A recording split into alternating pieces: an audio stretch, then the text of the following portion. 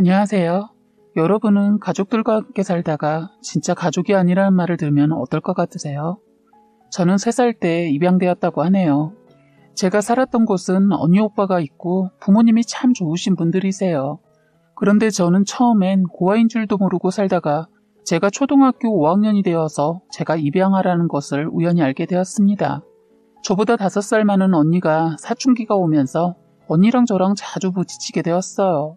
언니는 늘 저에게 짜증을 냈고 그런 언니를 엄마는 다 받아주면서 사춘기 금방 지나간다면서 다 저보고 참으라고 했어요. 저는 언니가 아무리 사춘기라고 해도 제 나이에 이해하고 넘어가기에는 저도 어렸고 저도 사춘기가 일찍 왔던 것 같습니다. 언니는 조금 늦었고 저는 빨랐어요.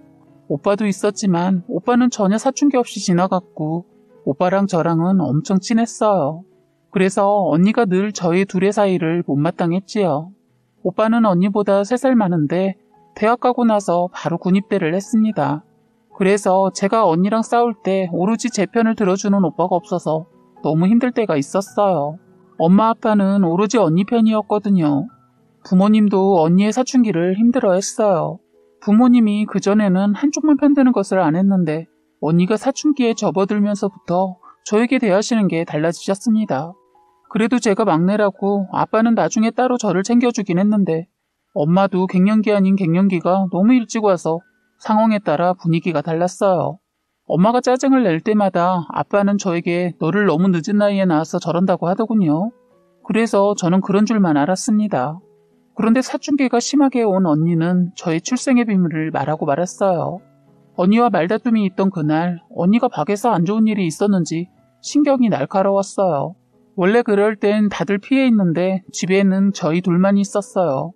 그날 제가 과제가 있어서 방에서 문제집을 찾고 있는데 없어서 언니에게 물었더니 언니가 그러더군요.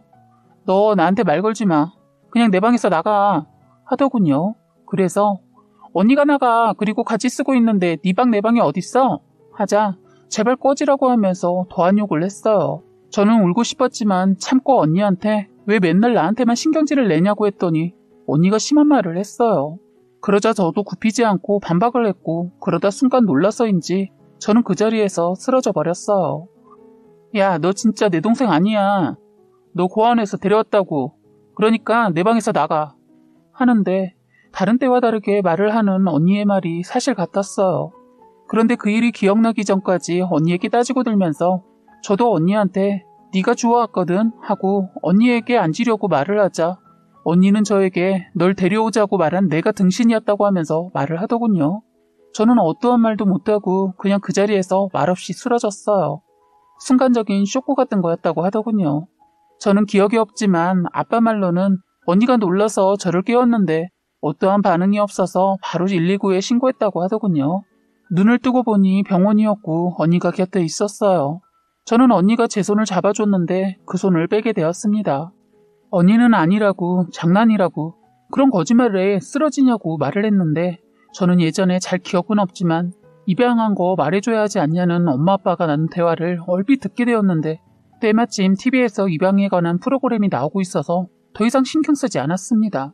그런데 순간 그게 떠올랐기 때문입니다. 그 기억이 떠오르면서 언니의 말에 확신할 수 있었어요. 언니랑 아무리 심하게 싸워도 이런 말은 하지 않았는데 듣고 나니 정말 남인 것 같았어요. 저는 그때부터 말을 잃었습니다. 한마디로 실어증에 걸린 거죠. 부모님 2분은 놀라서 병원에 도착했지만 저는 어떠한 말도 하지 않고 표정도 짓지 않았어요. 저는 자르던 애였는데 그날부터 무표정으로 생활했어요.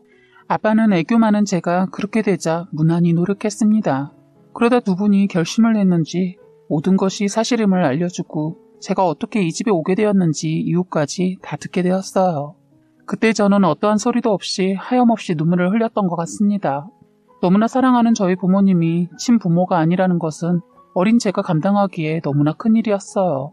부모님은 저에게 미안하다고 처음부터 저를 딸로 생각했기에 끝까지 말하지 않으려고 했다고 합니다.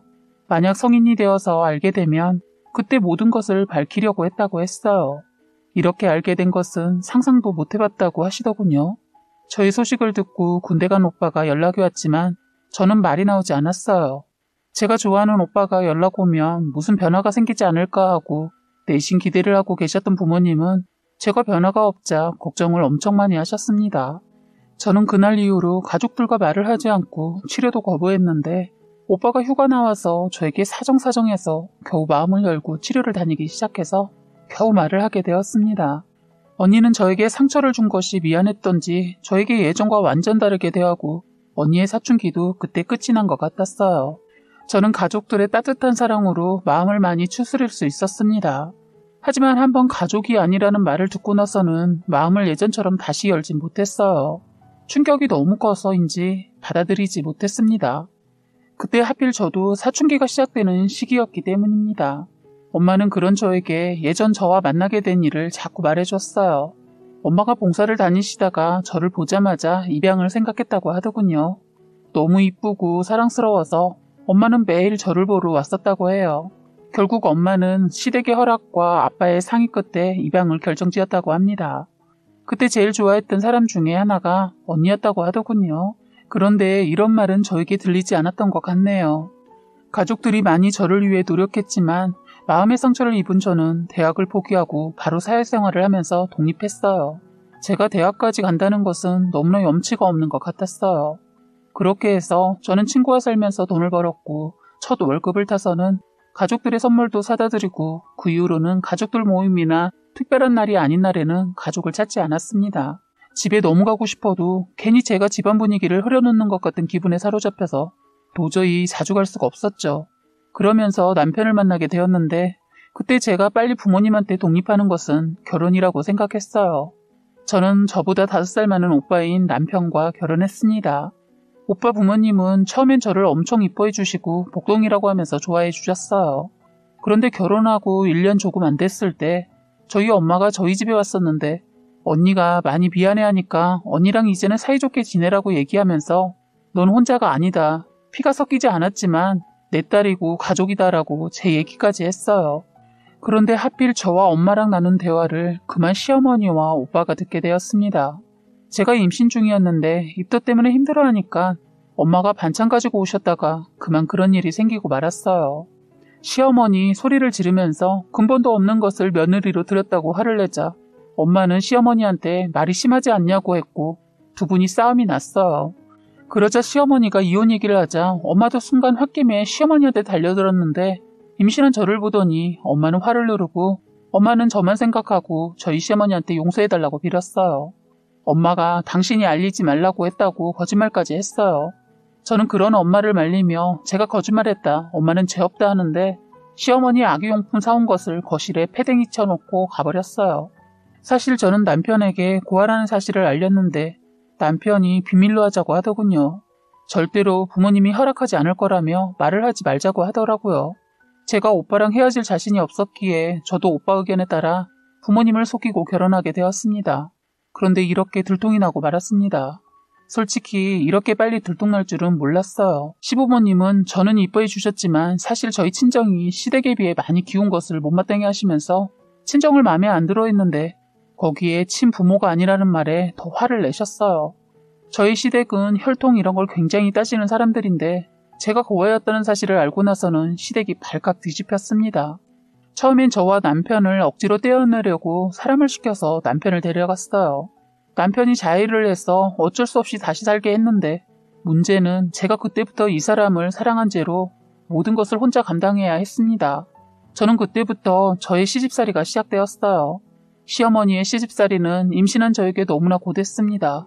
남편이 출근하고 나면 아침 일찍부터 저를 호출하셔서 일하는 아줌마를 못 오게 하고 저에게 손빨래, 집안일 다 시키셨어요.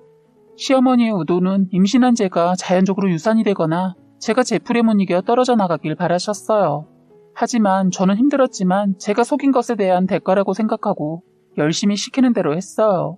그리고 무엇보다 제 아이를 저처럼 만들고 싶지 않았습니다. 저는 용서해달라고 빌면서 그런 상황에서도 끝까지 친정을 가지 않았어요. 엄마는 제가 걱정이 되어서 전화를 하셨지만 제가 전화를 받지 않자 저희 집에 오셨더군요. 엄마는 저를 보자마자 몰골이 말이 아니니까 힘들면 그만 헤어지고 집으로 오라고 하셨어요. 그런데 다시 신세를 지고 싶지 않았습니다. 더군다나 아이까지 있는데 도저히 갈 수가 없겠더라고요. 그런데 시간이 갈수록 사실 저는 막막했습니다. 엄마는 언제든지 마음의 준비가 되면 꼭 다시 돌아오라고 하고 가셨어요. 저는 엄마가 가고 난 며칠 후 어떻게 해야 할지 하루 동안 고민을 하다 제 짐을 챙겼습니다. 그 집을 나가야겠더군요. 병원을 갔는데 유산기가 있다고 했어요. 저는 다음날 그 집을 나가기 위해 짐을 챙겨두고 뜬 눈으로 밤을 지새고 남편 출근하는 거 보고 나와버렸어요. 갈 곳이 없더군요. 임신한 배를 하고 제가 갈 곳이 없더라고요. 저는 수중에 있던 돈과 폐물을 팔아서 아주 작은 원룸집을 구했어요. 아무것도 없어도 마음은 편하더군요. 저는 이틀을 내내 잠만 잤던 것 같습니다. 그동안 쌓인 피로가 한꺼번에 왔던 것 같아요. 모든 것을 내려놓으니 몸도 마음도 편해서인지 정말 결혼하고 처음으로 편하게 잠을 잤던 것 같습니다. 그런데 저는 잠에서 깨어나 폰을 확인하고 너무 놀랐습니다.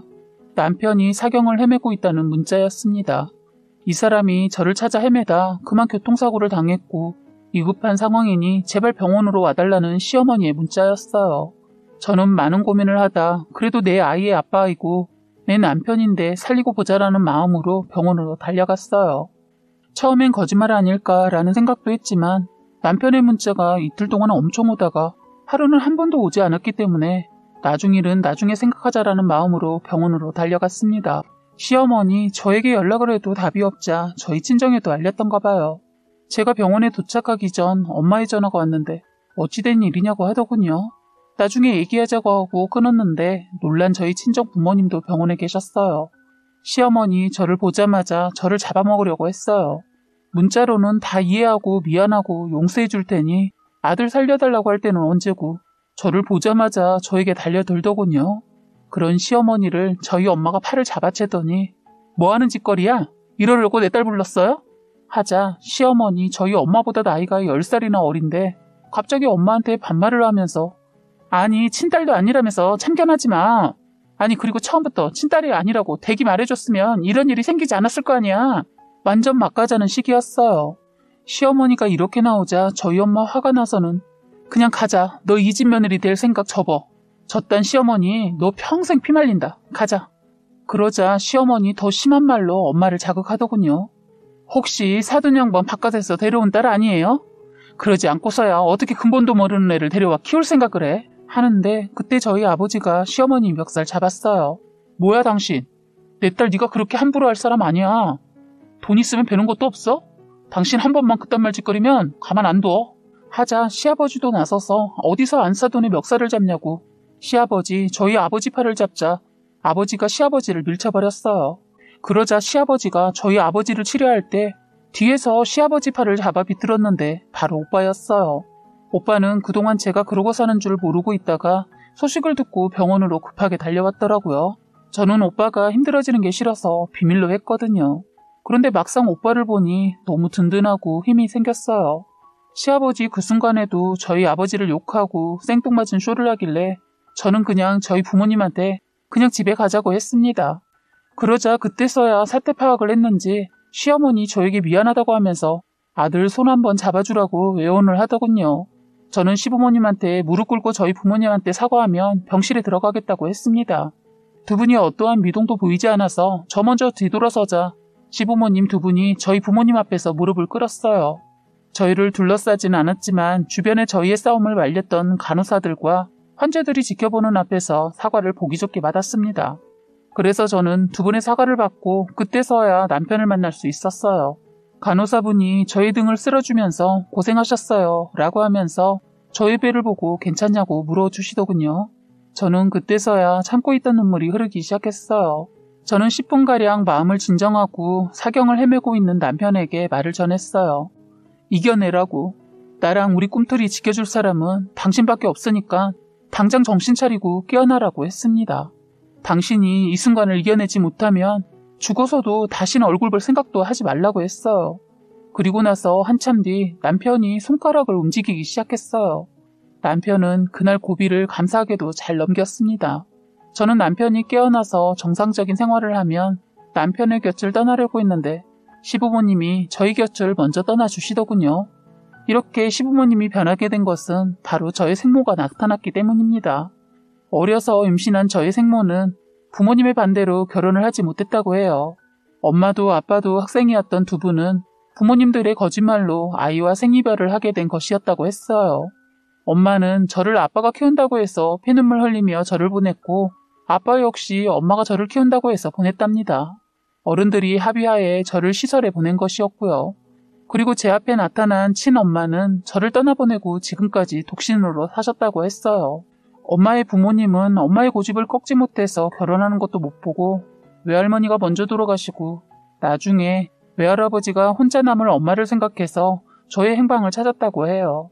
외할아버지는 저에 대해 끝까지 입을 다물고 계시다가 돌아가시기 전 저에 대한 소식을 전했다고 하더라고요. 시설에 보냈는데 입양되었다고 마지막 유언을 하셔서 그때부터 저를 찾기 시작했다네요.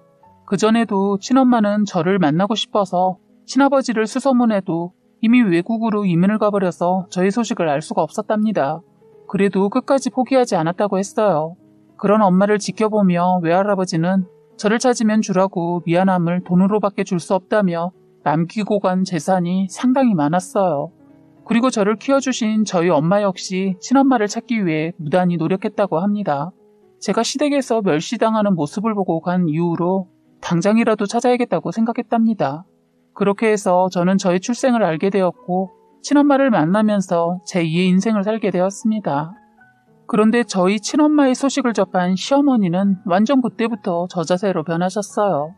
돈 없는 친정이라고 무시하고 거기에다 근본 없는 며느리라고 저를 무시하더니 시부모보다 엄청 부자인 저희 진짜 친정엄마가 나타나자 아무 소리도 못 내더군요. 저희 시어머니 1년에 한 번 볼까 말까 합니다. 저는 왕래 안 하고 남편만 하고 있어요. 행여나 제가 남편 버리고 떠날까봐 안절부절하며 저희 앞에 나타나지도 않아요. 안타깝게도 남편이 다리 하나를 잃었기 때문입니다. 저는 남편을 버릴 생각 없어요. 저희는 서로 많이 사랑합니다. 지금 저희는 애가 둘이 되었어요. 남편은 저희를 위해 열심히 운동하고 해서 우족의 힘으로 걸어다녀요. 남편이 저희를 위해 살아준 것처럼 저도 끝까지 저희 가족을 지킬 것입니다. 그리고 저를 키워주신 부모님께 친엄마가 감사의 뜻으로 엄청난 큰 선물을 드렸어요. 이제는 서로 오가는 사이가 되어서 한 달에 한 번씩 다 같이 모여서 식사도 합니다. 저희는 너무 잘 지내고 있습니다. 지금까지 여러분의 소중한 사연을 읽어드리는 해바라기 사연방이었습니다.